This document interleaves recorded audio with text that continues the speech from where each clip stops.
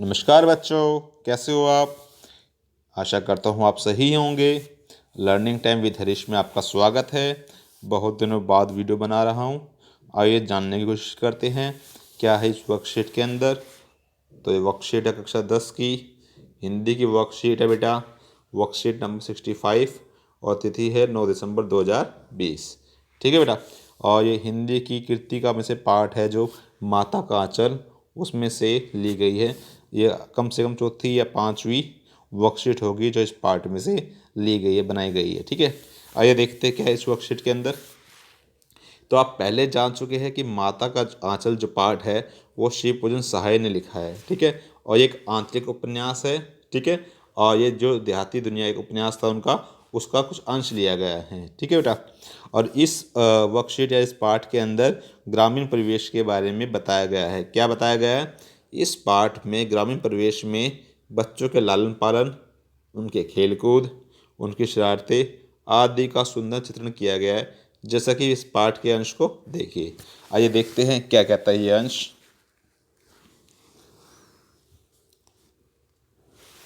ठीक है।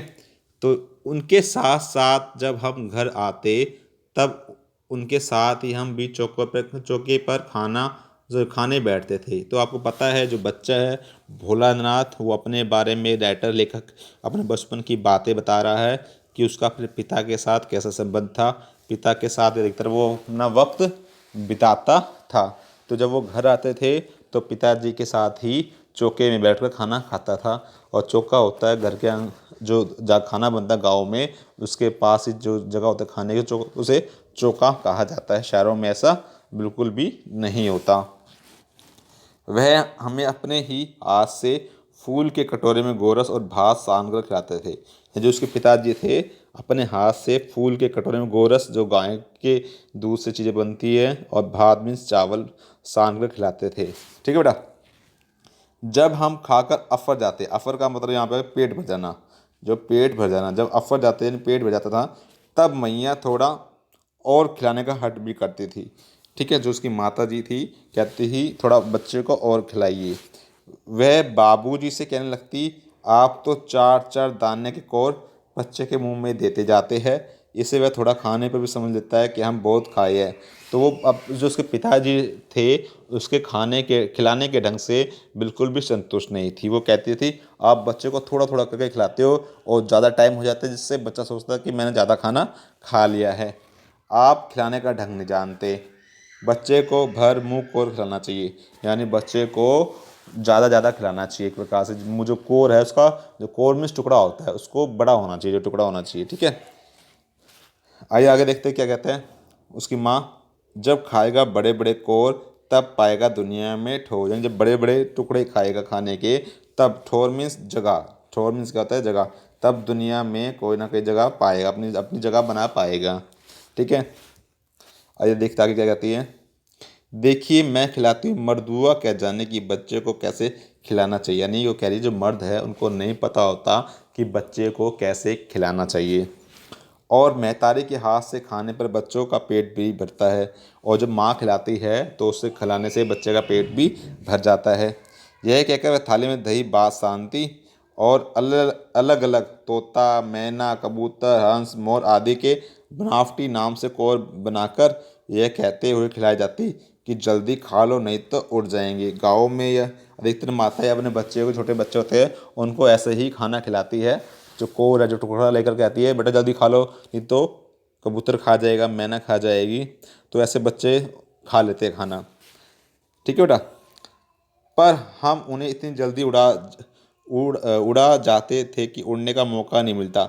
जैसे उसकी माँ कहती थी कि चिड़िया खा जाएगी, कबूतर खा जाएगा, बच्चा जब भी खाना खा लिया करता था। तो ये इस पार्ट का अंश है। बहुत ही सुंदर चित्रण किया गया था माँ और बेटे का। ठीक है। जैसे कुछ प्रश्न है, ये देखते हैं, प्रश्न के उत्तर जानने की कोशिश करते हैं। पिताजी बच्चों को कैसे खिलाते थे? तो उसका आंसर यहाँ होगा, वह अपने ही हाथ से फूल के कटोरे में गोरस और भात सान कर खिलाते थे। तो प्रश्न नंबर एक का उत्तर हो जाएगा। ठीक है बेटा। आइए प्रश्न नंबर 2 देखते हैं। पिताजी के खिलाने पर माता जी की क्या प्रतिक्रिया होती थी? जो माता जी की प्रतिक्रिया क्या होती थी कि वो कहती थी कि आप बच्चे को थोड़ा थोड़ा खिलाते हो, जिससे वो उसका पेट भर जाता है, वो ज़्यादा नहीं खा पाता। ठीक है, ये उसकी प्रतिक्रिया थी।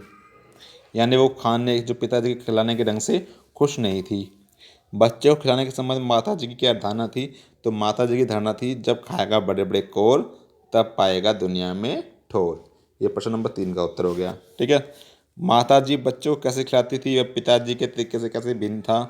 तो इसका आंसर ये है, वह थाली में दही बात शांति, अलग अलग तोता मैना कबूतर आदि मोर कि बनावटी नाम से कोर बना कर खिलाते थे कि जल्दी खा लेते वो उड़ जाएंगे। तो ये प्रश्न नंबर आपके 4 का उत्तर है बेटा। ठीक है बेटा, आइए प्रश्न नंबर 5 देखते हैं। आप बचपन में खाना खाने की किसी एक घटना को लिखिए।